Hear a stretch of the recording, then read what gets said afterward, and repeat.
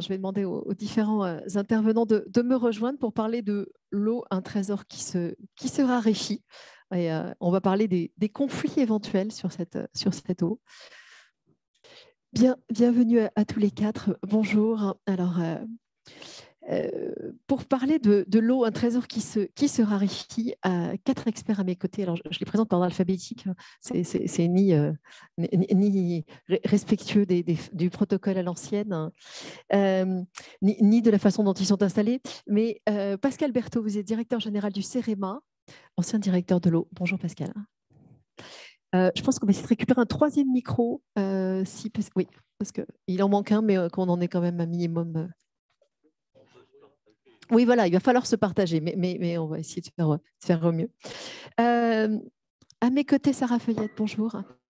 Donc, vous le disiez, vous êtes à l'Agence de l'eau, mais vous êtes chef du service planification, évaluation et prospective à l'Agence de l'eau Seine-Normandie. Bonjour.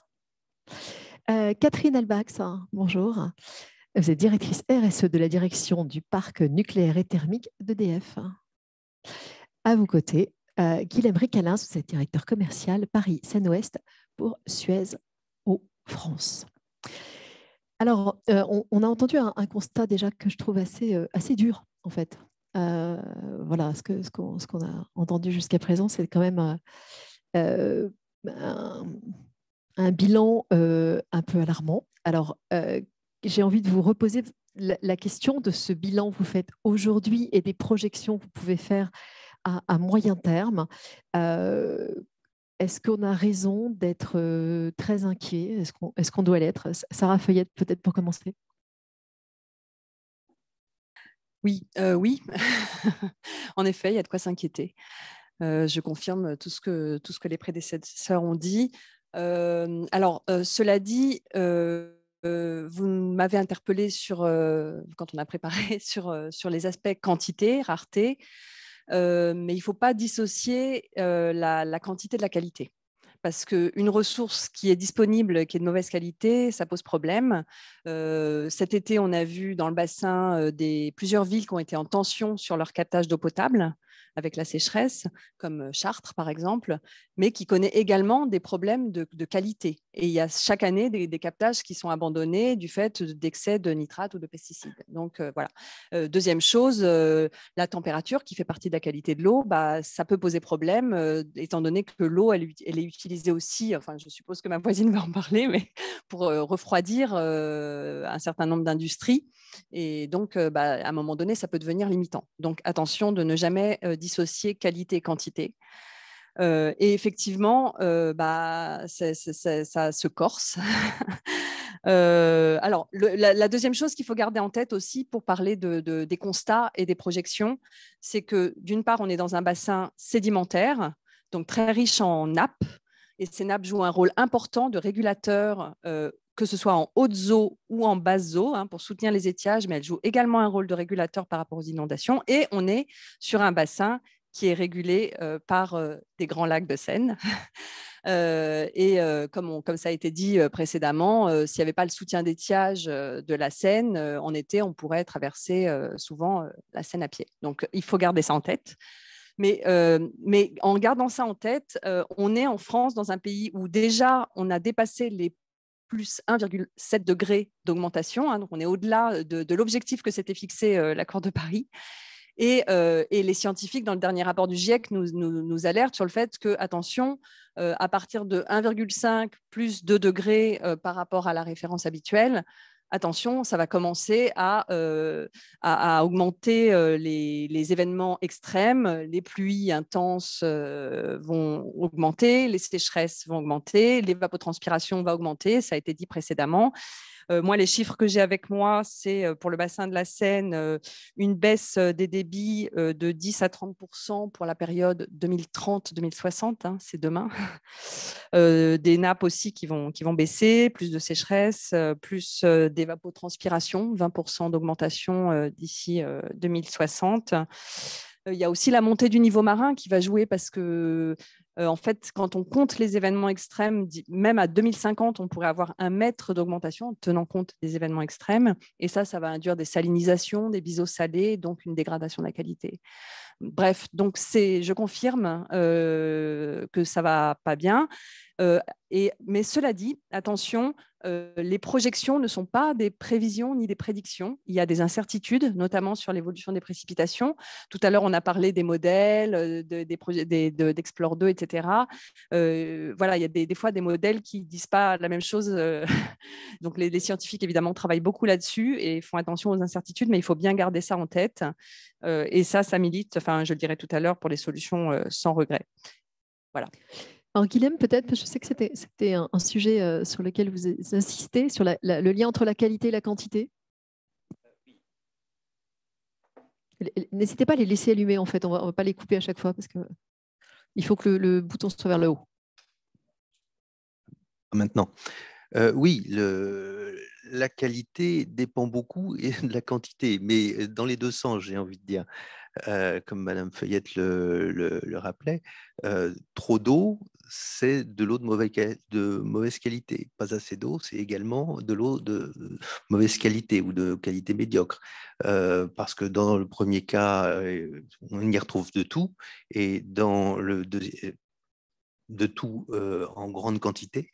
Dans le deuxième cas, on retrouve aussi de tout, mais beaucoup plus concentré, et ça nécessite un traitement plus particulier. Donc effectivement, nous sommes soumis en fait au fond aujourd'hui à ces deux extrémités-là, alors qu'on avait l'habitude d'avoir quand même des ressources en eau qui étaient assez continues, où on avait des différences relativement enfin, qu'on contrôlait bien, ou enfin, en tout cas qu'on supportait bien, entre les hautes eaux et les basses eaux. Effectivement, là, c'est une situation dont on doit s'occuper. On doit s'en occuper parce qu'on a les moyens de le faire en réalité. Ça passe par souvent des investissements, et je pense qu'il est intéressant de rappeler qu'aujourd'hui, on estime que les investissements en matière d'eau devraient être plutôt de l'ordre de 10 milliards par an, alors qu'elles sont aujourd'hui de l'ordre de 6,5 milliards par an. Donc c'est en termes financiers le gap qu'il faudrait probablement arriver à combler dorénavant pour se prémunir contre toutes les difficultés que l'on peut voir poindre aujourd'hui. Pascal Berthaud, c'est une histoire d'investissement. Je vous voyais hésitant. Quel bilan faites-vous? Moi, je crois qu'il y a surtout une histoire de prise de conscience. Je vais vous raconter une petite histoire. J'étais effectivement directeur de l'eau dans les années 2000. J'ai géré les grandes canicules, sécheresses de 2003 et de 2005. À l'époque, d'ailleurs, la ministre Roselyne Bachelot avait osé dire que finalement, l'été 2003, en 2020-2030, ça serait un été normal. Souvenir absolument extraordinaire d'un numéro d'un quotidien du soir où en page 1, elle se faisait complètement allumer. En page 20, vous aviez des interviews de scientifiques qui disaient exactement la même chose. Simplement, il y a eu effectivement à ce moment-là une prise de conscience, sauf qu'après, il y a eu des années humides et que du coup, on n'a rien fait. Je pourrais vous en citer une autre assez rigolote sur les plus proches de nous, sur l'arrière-pays niçois, avec effectivement des crues torrentielles très très fortes. On a tous dans les yeux cette image du restaurant qui est emporté, etc. Nous, on a beaucoup travaillé dessus. 3 mois plus tard, tous les gens disaient oui, il faut qu'on reconstruise différemment en arrière, etc. Là, ça fait un peu plus de 18 mois, c'est fini. Tout le monde veut reconstruire exactement au même endroit. Pourquoi ça? Parce qu'en fait, l'être humain a une faculté qui je pense d'ailleurs est totalement un des éléments de notre survie, c'est à oublier les trucs très désagréables pour se tourner vers l'avenir. Donc en fait, le sujet majeur, à mon sens, aujourd'hui, c'est après cet été qu'on vient de vivre quand même un peu space, c'est de faire en sorte que justement les mécaniques arrivent à s'enclencher avant que les gens aient oublié. Et en tout cas, nous, on essaye beaucoup de travailler là-dessus, travailler sur la résilience des territoires, de travailler avec les élus, avec les socioprofessionnels, pour commencer à enclencher les choses et se rendre compte que peut-être que l'été 2023, il sera pas du tout, il sera très différent. Peut-être qu'on n'aura pas de problème. Mais ce dont on est quand même sûr, c'est qu'à échéance de 10 ans, de 20 ans, de 30 ans, de toute façon, ça va s'aggraver et de toute façon, il faut agir. Donc voilà, nous on a vraiment ce souci assez fort d'arriver à faire prendre conscience de ce que tout le monde a dit. Enfin, on voit bien qu'on va vers, une situation où, en gros, il y aura à peu près autant d'eau. Simplement, c'est juste qu'elle ne sera absolument pas répartie de la même façon dans l'espace et dans le temps. Elle tombera beaucoup plus vite, beaucoup plus fort et à beaucoup moins d'endroits. Par contre, le total sera toujours le même. Voilà, donc voilà, nous, notre sujet principal aujourd'hui, c'est celui-là, c'est d'arriver, pardonnez-moi l'expression, mais à surfer sur cette année difficile en 2022 pour profiter un peu de la prise de conscience, pour enclencher justement toutes les solutions. Les autres intervenants l'ont dit, enfin, des solutions, il y en a. Simplement, c'est sûr que c'est assez lourd, parce que c'est quand même des changements majeurs, et que on n'a pas trop de 20 ou de 30 ans pour arriver à les mettre en œuvre, quoi. Catherine Elbach, un complément peut-être. Quel constat faites-vous chez EDF? Alors, je ne vais pas redire ce qui a déjà été dit sur le fait que oui, les perspectives ne sont pas terribles et oui, 2022, c'est une année qui est particulièrement marquante pour nous, même si je suis déçu je vais décevoir le marronnier de l'été, ça s'est plutôt bien passé du côté des centrales nucléaires, parce que vous savez, nous, à partir du mois de juin, on commence à avoir un article tous les 2 jours sur c'est affreux, les centrales nucléaires, l'eau, enfin, vous connaissez. Bon, on est habitué. Alors, on va tout de suite parler de ça. Oui, on est un gros préleveur d'eau et oui, on est des gens qui, par contre, remettons beaucoup d'eau dans le milieu et tout de suite à côté des centrales. Par contre, c'est vrai qu'on réchauffe un petit peu l'eau sans que ça ait d'impact, et on l'a vu cet été, aussi catastrophique qu'annoncé sur la biodiversité, au contraire, puisque dans les petites anecdotes, Pascal on avait une, moi j'en ai une pour cet été, c'est quand même les pêcheurs qui ont demandé à la DGEC et à la SN d'arrêter de nous demander de vérifier que les poissons vont bien, parce qu'à force de vérifier qu'ils allaient bien, on finissait par tuer les poissons. Donc, comme quoi, parfois, le trop est l'ennemi du bien, mais là aussi. Donc, oui, donc effectivement, ce qu'on voit, nous, c'est des problématiques importantes, mais il faut quand même que vous sachiez, vous qui êtes élus et décideurs, que toute production pilotable, que ce soit par un moyen thermique classique ou par du nucléaire, a besoin d'eau, puisqu'on a besoin de vapeur pour faire tourner une centrale. Donc, on a besoin d'eau et des moyens pilotables. Il va falloir qu'on en construise plutôt plus que moins, puisque là, je vais juste sortir un peu de la question de l'eau, juste pour vous dire qu'il y a moins d'eau, mais il y a aussi moins de vent. Donc, on a une baisse de 13% du productible éolien ces dernières années. Et en plus de ça, le photovoltaïque n'aime pas non plus les températures très élevées.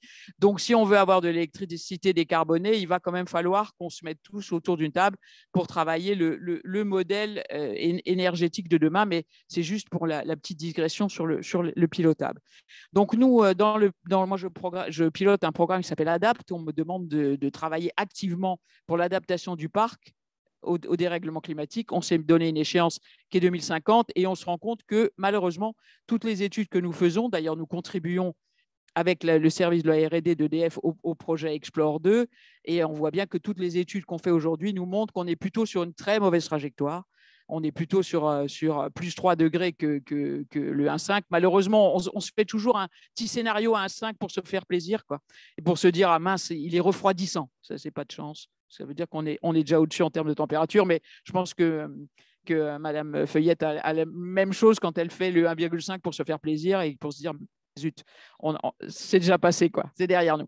Donc, effectivement, on n'est pas sur une bonne trajectoire. Et comme l'a dit Pascal, le vrai grand sujet qu'on va devoir avoir gérer, c'est le manque d'eau et peut-être la même année, le trop d'eau. Et ça, c'est une dynamique qui est particulière, sur laquelle on doit travailler collégialement, parce qu'on n'est pas tout à fait prêt. D'ailleurs, on va travailler ensemble là-dessus avec le CEREMA et EDF, parce qu'on n'a pas vraiment de modèle aujourd'hui qui nous permette d'imaginer ce que peut être un très gros orage. Heureusement, les derniers gros orages ont eu lieu ailleurs qu'en France. Ce n'est pas sympa pour nos collègues européens, mais c'était plutôt une bonne nouvelle pour nous. Mais un très gros orage stationnaire, comme il y a eu en 2021, par exemple, sur la Belgique et l'Allemagne, ou la même chose qu'il y a eu à Ancône cette année, c'est quand même des sujets importants pour nous, et sur des bassins versants, y compris pour la Seine, bien sûr, puisqu'on parle aujourd'hui de la Seine et de la Marne. Alors, quelles sont les actions qu'on peut mener, Sarah Fayette? Alors, Alors, en 2016, on s'est penché sur la question là, dans la foulée de l'accord de Paris au niveau du bassin Seine-Normandie. Je ne sais pas si vous vous souvenez, on a élaboré une stratégie d'adaptation qui a été adoptée par le comité de bassin à l'unanimité en décembre 2016. Et cette stratégie d'adaptation, elle invite tous les acteurs et notamment les collectivités, mais tous les autres aussi, à agir selon des principes directeurs qui sont assez forts, qui sont d'aller vers des solutions multifonctionnelles autant que possible, c'est-à-dire qui permettent de s'adapter, mais aussi qui tiennent compte d'autres enjeux sociétaux, comme la biodiversité, par exemple, comme l'atténuation, parce que l'atténuation, c'est quand même la première marche de l'adaptation. Ça veut dire que chaque dixième de degré compte. Et le rapport du GIEC insiste beaucoup là-dessus. C'est pas parce que les plus 1,5 degrés, c'est mort. Ça y est, c'est trop tard. Il faut arrêter de se battre. Mais voilà, il faut continuer parce que chaque dixième de degré compte. Donc voilà, donc des solutions qui aillent dans le sens de l'atténuation, qui aillent dans le sens de la biodiversité, qui soient des solutions sans regret, j'évoquais ça tout à l'heure, c'est-à-dire des solutions qui sont bonnes collectivement, quels que soient les scénarios climatiques et économiques, sachant qu'il y a beaucoup d'incertitudes. Donc, on ne peut pas construire, par exemple, un réservoir en dur en étant certain que voilà, il va être rempli, je ne sais pas combien d'années sur. Enfin, voilà, ça ne va pas marcher comme ça. On va rentrer dans un monde qui va être de plus en plus incertain et chaotique. Donc, par exemple, pour les collectivités, cette stratégie d'adaptation, elle incite à désimperméabiliser, à végétaliser. Bon, je pense que je ne vous apprends pas grand-chose parce que maintenant, ça y est, c'est un peu rentré dans les mœurs, on sait qu'il faut faire ça. Voilà. Donc, aujourd'hui, 5 ans après, on est en train d'actualiser cette stratégie d'adaptation. Ça va être présenté au comité de bassin de décembre, des grands axes d'actualisation, d'enrichissement de cette stratégie. Qui va être écrite début 2023. Peut-être un élément de commentaire personnel. Vous trouvez que sur cette stratégie d'il y a 5 ans, ça a été fait? Enfin, là, vous citaez la végétalisation. Parce qu'on est en train de l'adapter, mais globalement, on n'a pas fait. Enfin, si je peux... Malheureusement, oui, ça pas. Non, ça d'ailleurs, le rapport du GIEC, le volet 2 sur l'adaptation, dit bien, et ils ont tout à fait raison, c'est au niveau mondial, mais au niveau français et au niveau du bassin de la Seine, c'est vérifié. C'est que l'adaptation, ça reste encore un projet. C'est un projet qui est beaucoup dans les schémas, dans les plans, etc. Alors que le plan a 5 ans, ça n'a pas du tout été… Un petit peu quand même, il y a quand même des efforts de végétalisation, on ne va pas non plus être complètement négatif, mais on est très loin du compte. On est très, très loin du compte. Et le GIEC insiste là-dessus, on a 10 ans pour s'adapter là. On a 10 ans pour s'adapter. On parle beaucoup de l'atténuation, que c'est dans les prochaines années que ça va se jouer, le changement de trajectoire, etc. Ça, on l'a en tête souvent. Mais l'adaptation, on l'a moins souvent en tête que d'ici 10 ans, il faut vraiment que tous les territoires soient résilients parce que plus on sera résilient, plus on sera préparé au choc climatique. Et donc, c'est maintenant qu'il faut vraiment changer les choses en profondeur. Donc le rapport du GIEC confirme que la stratégie d'adaptation de 2016 allait dans le bon sens. Donc, on ne va pas la remettre en cause. On va juste l'enrichir parce qu'il y a des petits trucs qui sont devenus un peu obsolètes et il y a des choses qu'il faut renforcer. Mais voilà, alors je ne sais pas si certains d'entre vous ont participé à un webinaire qu'on a organisé le 20 octobre qui était sur le sujet, qui va contribuer à cet enrichissement. On peut peut-être y avoir accès en ligne. Oui, il est en replay sur le site de l'agence. Je vous conseille parce qu'il est assez intéressant. Il y a des témoignages assez intéressants, dont un élu de Chartres qui rapporte un peu son expérience, et des agriculteurs aussi. Et les collectivités, je pense, ont un gros travail à faire avec les agriculteurs, dans le cadre notamment des projets alimentaires territoriaux qui doivent aller dans le sens de l'eau, pas seulement l'agriculture locale, mais protéger l'eau aussi. Excusez-moi d'insister. Dernière chose, oui, juste pour dire, j'ai parlé de ce que les autres devaient faire, mais l'agence de l'eau, elle joue un rôle. Elle joue un rôle de sensibilisateur, elle joue un rôle d'incitateur et elle joue un rôle de planificateur. Donc, sensibilisateur en intervenant comme aujourd'hui, mais aussi en finançant des classes d'eau dans les écoles et des ateliers participatifs pour les élus et pour tout un tas d'acteurs de l'eau. Voilà, donc ça existe et c'est financé par l'Agence de l'eau. Incitateur, parce que l'Agence de l'eau, ça je pense que vous le savez, subventionne tout un tas de projets qui vont aller dans le sens à la fois d'une amélioration de la qualité des milieux et de l'adaptation, parce qu'en fait, c'est la même chose. C'est-à-dire que des milieux de bonne qualité, résilients, réagissent mieux au choc climatique. Donc, ça va dans le même sens. Et l'Agence de l'eau, elle accompagne les collectivités là-dessus. Elle subventionne 50, 60, 80% de subventions sur des projets de végétalisation, etc. De zones d'expansion des crues. On travaille d'ailleurs avec Seine-Grand Lac sur ce sujet et c'est un super sujet. Les zones d'expansion des crues, c'est vraiment un super sujet. Si vous avez des questions, j'y répondrai. Et enfin, planificateur, parce que l'Agence de l'eau, avec les services de l'État, organise la planification de l'eau, c'est la planification de la politique de l'eau. Il y a un schéma directeur d'aménagement et de gestion des eaux avec lesquels les plans locaux d'urbanisme doivent se mettre en compatibilité. Il a été adopté là en 2022 pour les 6 ans à venir et par exemple, il invite à mettre vraiment en œuvre la séquence éviter, réduire, compenser sur l'imperméabilisation dans les plans locaux d'urbanisme, les PLU et les PLUI. Il faut vraiment éviter au maximum d'imperméabiliser et réduire l'impact pour les pluies courantes et compenser dès que possible. Voilà. Il invite à ça, à faire des PAT qui aillent dans le sens de l'eau, etc. Si vous avez des questions, j'y répondrai. Pascal Berthaud, sur les actions à mener, peut-être. Peut-être avant de parler des actions, peut-être tempérer un peu le pessimisme de ma prédécessrice sur l'action. Nous, on a vu de façon assez spectaculaire les collectivités, les élus prendre ce sujet de l'adaptation en charge, en gros, à partir du Covid. C'est-à-dire que quelque part, il y a eu, et on l'a vraiment vu, une prise de conscience du fait qu'il pouvait y avoir des ruptures, que ça pouvait arriver très vite, la preuve, et que tout d'un coup, la situation n'était plus du tout la même. Et donc, on a vu, nous, on intervient beaucoup pour des collectivités, justement, sur des schémas un peu globaux de résilience, et c'est assez impressionnant de voir à quel point, après le Covid, il y a vraiment un avant et un après. C'était une gestion de crise réelle, enfin un exercice de crise à 100%. Non, c'est les deux. C'est-à-dire qu'à la fois, il y a eu la gestion de crise Covid, mais il y a eu chez beaucoup d'acteurs la prise de conscience que merde, ça peut s'arrêter d'un seul coup, quoi. Et donc, oui, il faut engager une stratégie de résilience, il faut réfléchir à ce qui peut se passer, etc. En tout cas, nous, ça a été assez spectaculaire. Et sur ces questions de résilience, très clairement, aujourd'hui, nous, on n'arrive pas à étaler la demande. Il y a des gens qui viennent nous chercher, etc., alors que ce n'était pas du tout le cas avant le Covid. Vous voyez, il y a 3 ans, j'aurais dit la même chose que vous. Si vous voulez, d'ailleurs, je disais la même chose que vous. L'adaptation, tout le monde s'en fout.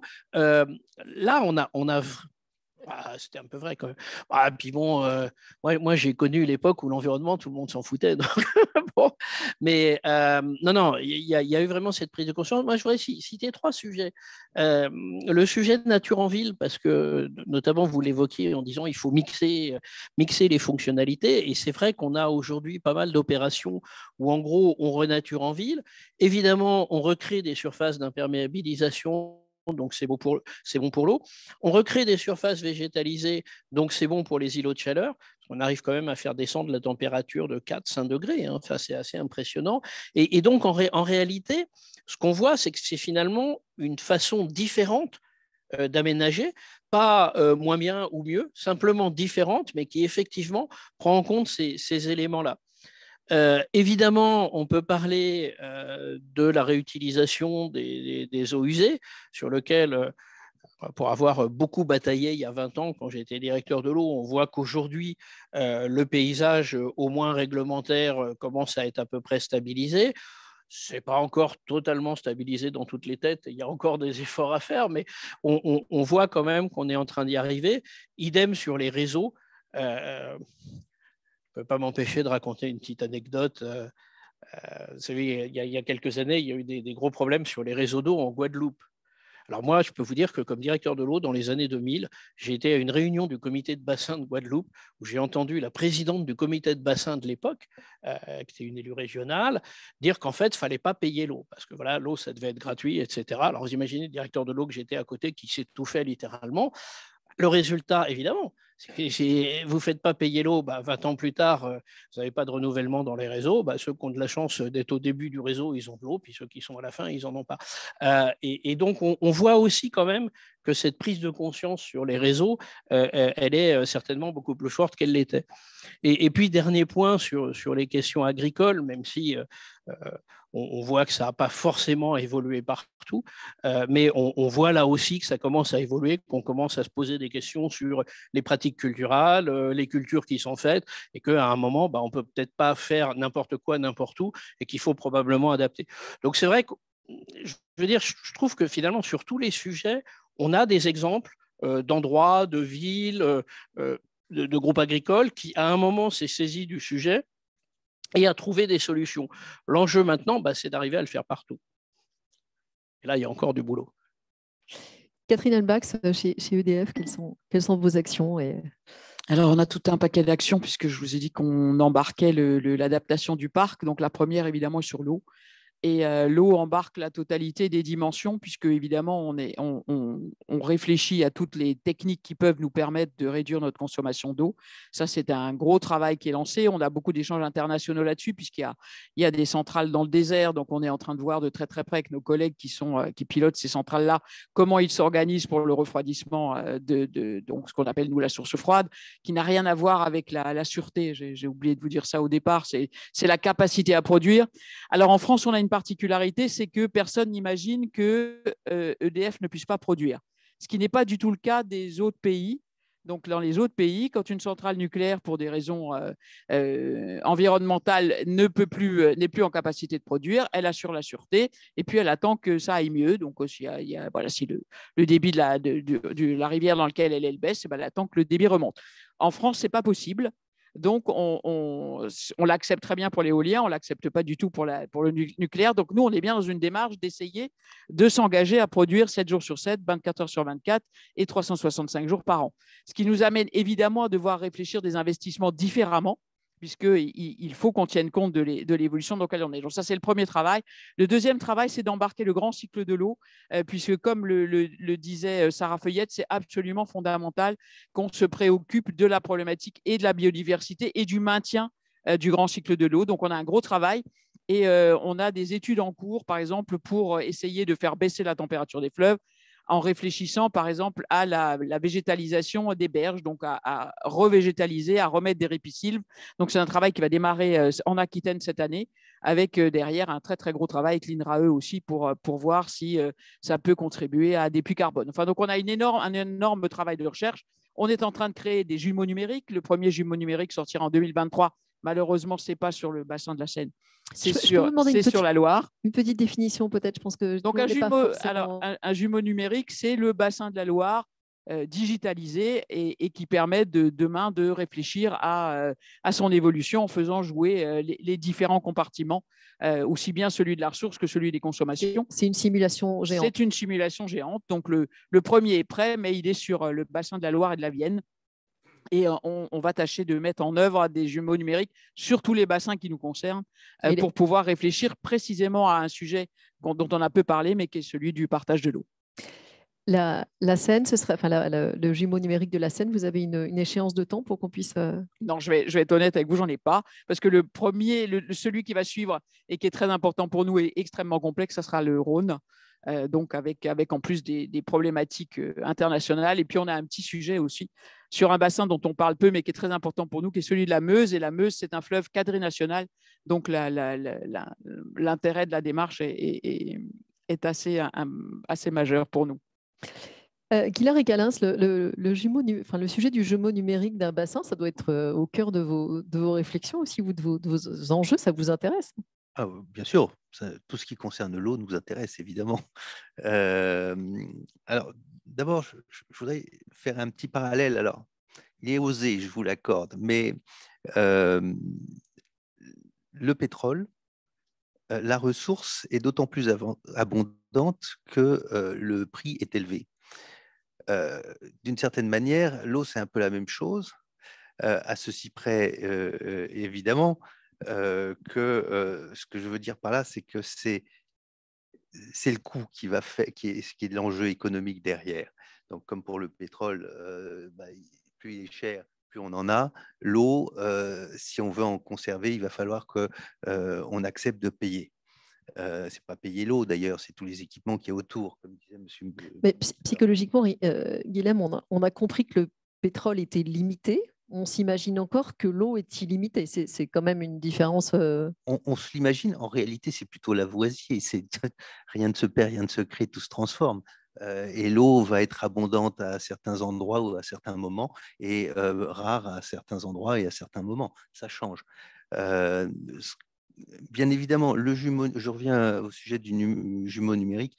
Nous avons des jumeaux numériques sur l'assainissement, notamment sur un réseau d'assainissement qui est celui des Hauts-de-Seine, qui est un des départements en France qui a un réseau d'assainissement. Et c'est un système qui est très efficace, notamment pour préserver la qualité de l'eau.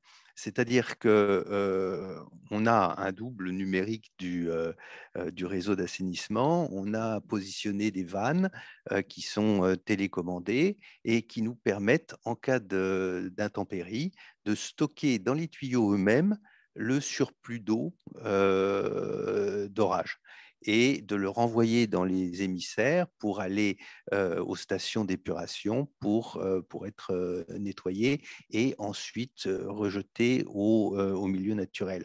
Alors, ça paraît un système complexe, mais c'est un système qui préserve la qualité de la ressource, très fondamentalement. Donc, évidemment, les études hydrographiques que vous allez mener sont beaucoup plus complexes.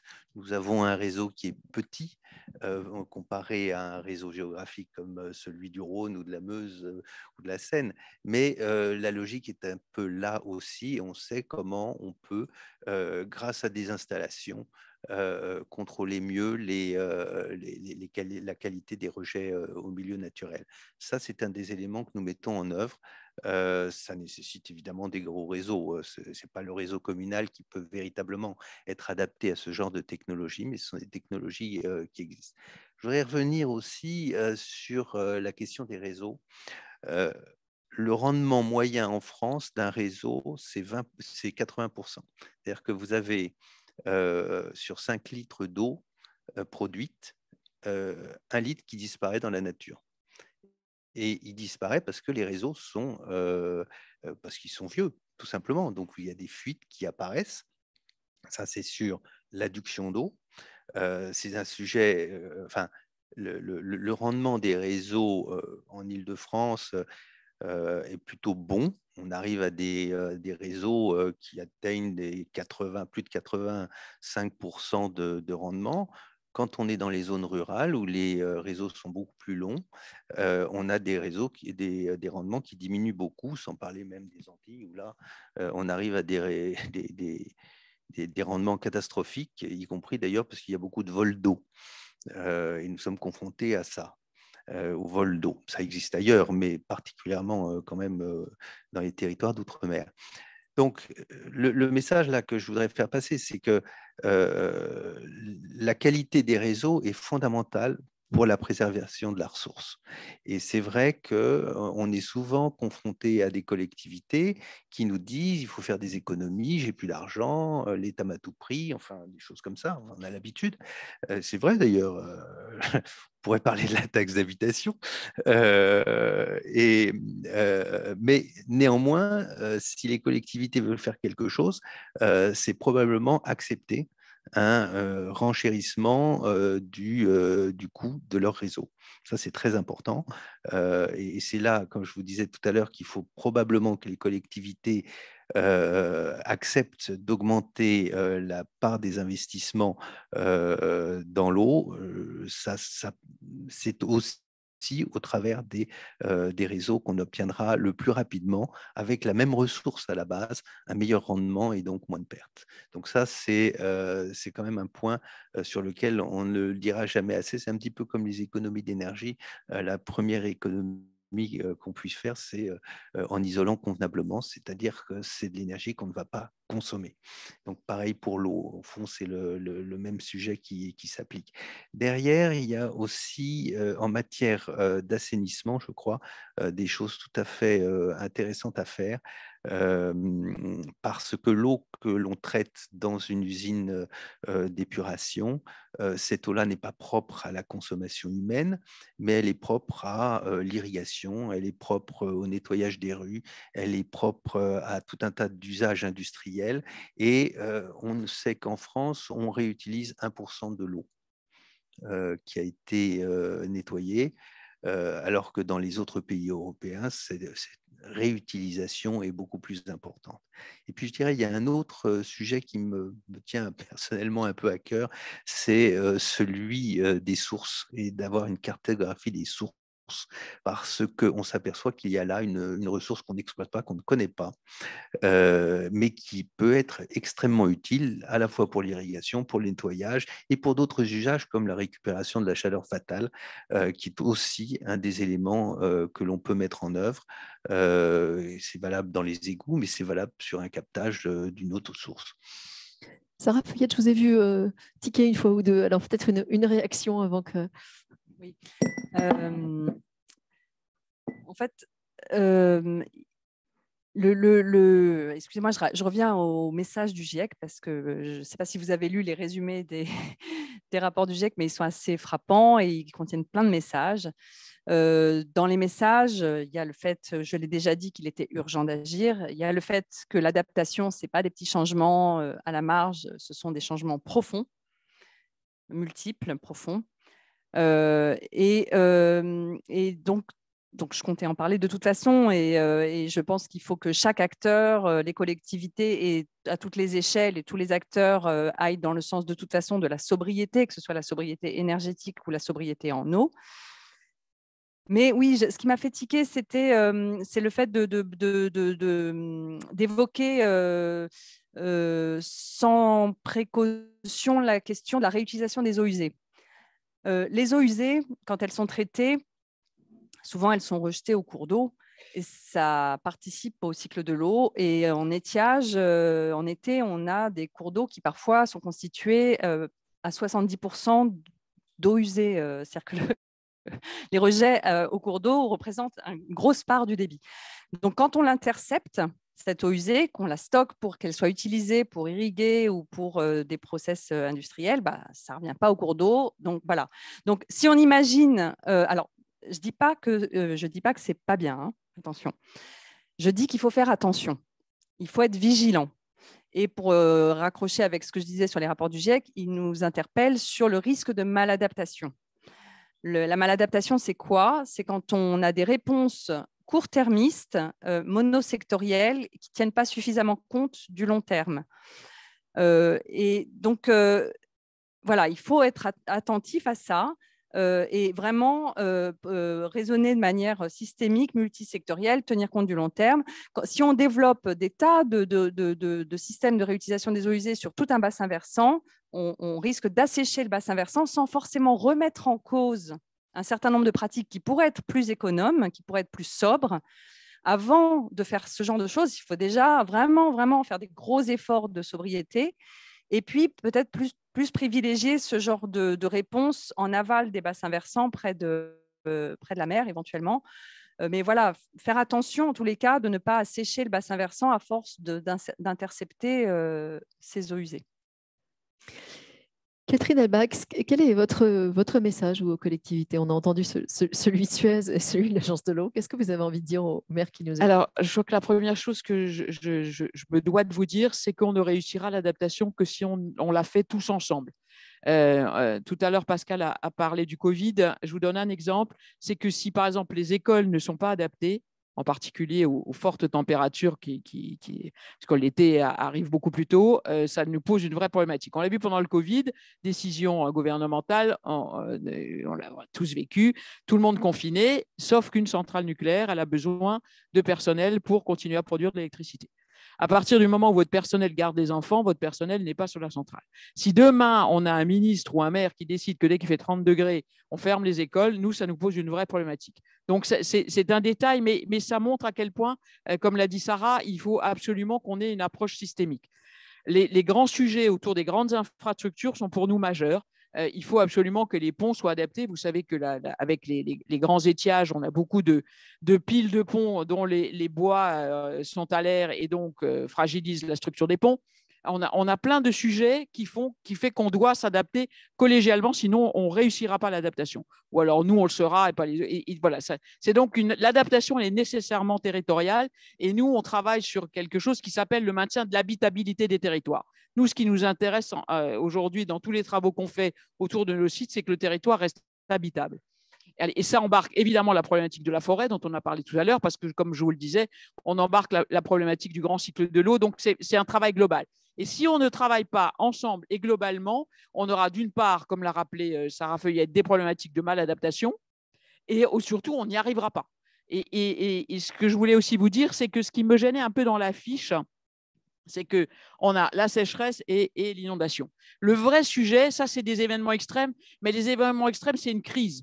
J'allais dire, la guerre en Ukraine, c'est affreux, c'est terrible, mais c'est une crise et elle s'arrêtera. Une inondation, c'est une crise, c'est affreux, c'est difficile, mais ça s'arrête. Le dérèglement climatique, ça ne s'arrête pas. C'est donc une autre approche qu'on doit prendre ensemble, c'est-à-dire on doit bien sûr imaginer les crises de demain, mais on a surtout une problématique lourde et une tendance lourde sur laquelle il faut qu'on travaille collégialement parce que ça ne va pas aller mieux demain. Ce n'est pas vrai. C'est pas on fait quelque chose. 2022, c'était affreux, mais 2023, ça... Non, ce n'est pas vrai.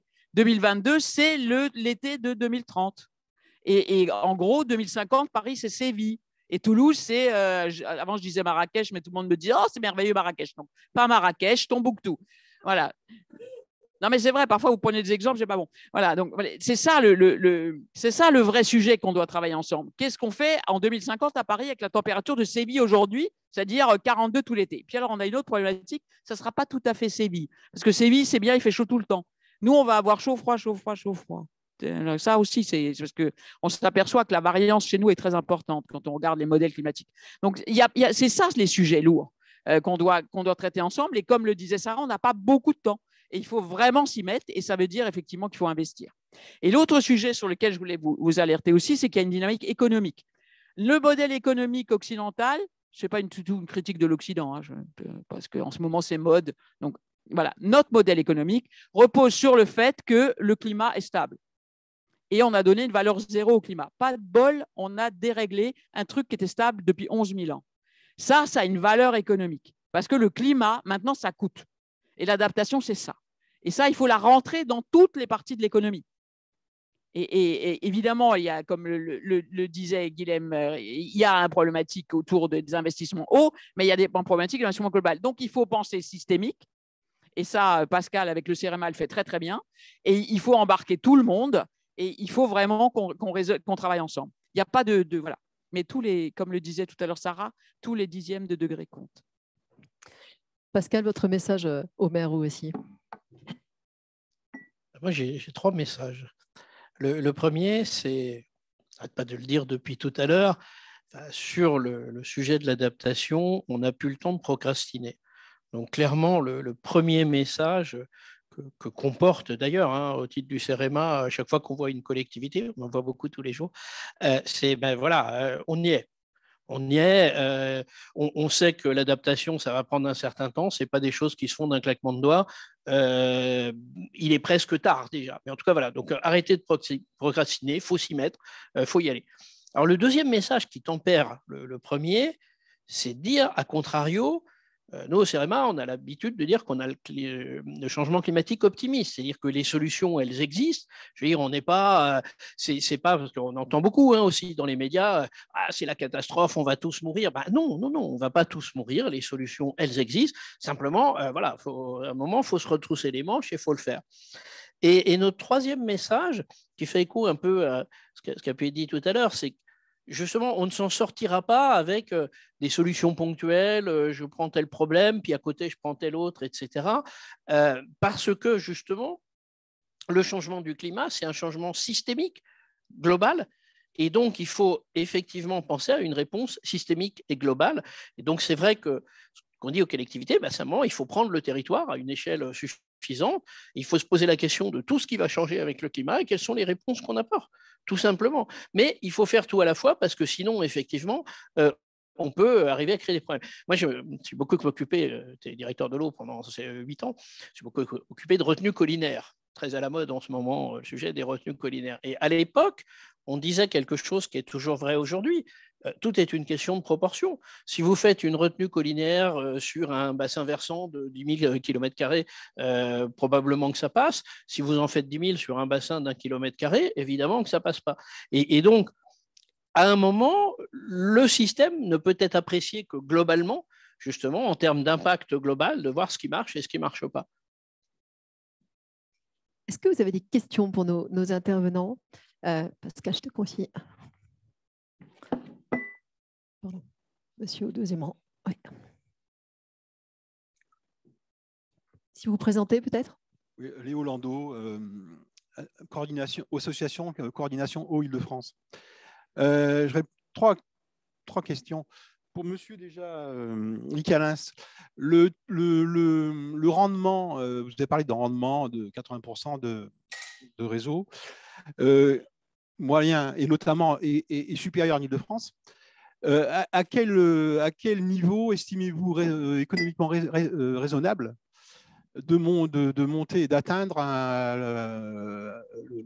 ce taux? Est-ce que c'est 90, 92, 95%? Voilà, ça c'est une première question. Deuxième question pour Madame Abbax.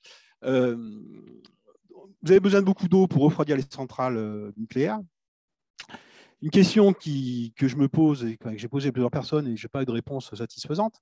Comment se fait-il qu'on laisse qu'on consomme autant d'eau pour refroidir autant de chaleur émise par les centrales et qu'on ne récupère pas, mis à part quelques endroits un peu anecdotiques comme le Tricastin, qu'on ne récupère pas une partie de cette chaleur, notamment l'hiver, pour énergie calorifique, pour chauffer, etc. On laisse perdre cette chaleur. Beaucoup de gens ne comprennent pas pourquoi. Dernière question, peut-être pour Madame Feuillette, Sarah Feuillette. Est-ce qu'au niveau du bassin de la Seine, il y a des projets et des demandes de retenue collinaire, voire de bassines agricoles? Est-ce qu'il y en a? Et si oui, à quelle hauteur l'agence de bassin les subventionne? Merci. Alors, ça faisait 3 questions. Une prise de parole, 3 questions. On va aller vite dans les réponses. Dans Oui. l'ordre peut-être, Guilhem. Alors, sur l'Île-de-France, on atteint assez couramment des rendements de réseau de 86 ou 87%, ce qui est tout à fait satisfaisant. Aller au-delà, c'est très compliqué. Alors, sur la chaleur fatale, il y a enfin, on pourrait faire une thèse, hein, mais rapidement. Il y a des centrales qui sont situées sur des territoires très ruraux, comme par exemple Chaux, sur lequel il n'y a pas de dynamique économique qui embarque une chaleur fatale. Il y a d'autres territoires comme Gravelines, qui est dans le bassin du Dunkerquois, dont on a très, très peu d'évacuation de chaleur fatale. Enfin, on récupère énormément de chaleur fatale parce qu'il y a une grosse dynamique industrielle. En plus, c'est la plus grande centrale nucléaire française. Donc, voilà. Donc, c'est très variable. Alors, on peut incontestablement mieux faire sur la chaleur fatale.